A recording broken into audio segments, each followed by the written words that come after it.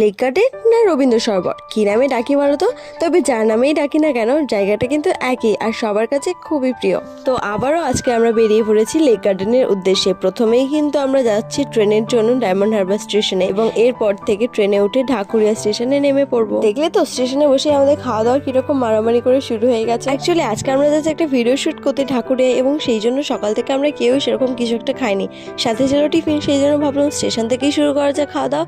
দেখো ট্রেনে বসে খাওয়া দাওয়া শুরু করে দিয়েছিলাম। এই ভিড় ট্রেনে যে যার কাজে সে যার ব্যস্ত, তুলিদি ফোন ঘাটতে আর রিয়াদি ঘুমাতে। ঘুমিয়ে ঘুমিয়ে চলে এলাম ঢাকুরিয়া স্টেশনে। এবার নেমে খানিকক্ষণের হাঁটা পথে চলে গেলাম রবীন্দ্র সরোবর। তোমরা কিন্তু চাইলে স্টেশনের মোড় থেকে একটা রিক্সা বা টোটো ধরে নিতে পারো। অ্যান্ড উই অল নো লেক গার্ডেনে কোনো প্লাস্টিক অ্যালাউ নেই। সেই জন্য দেখো বাইরে থেকেই বোতলের জল খেয়ে ফেলে দিয়ে তারপর আমরা গেট নাম্বার 1 থেকে এন্ট্রি নিয়েছিলাম। ঢুকতেই সেই মনোরম পরিবেশ, শান্ত আবহাওয়া এবং এই লেকটা দেখে মনটা তো জুড়িয়ে গেল। তোমরাও কিন্তু চলে আসতে পারো ঘোরার জন্য। আজ এই পর্যন্ত, টাটা।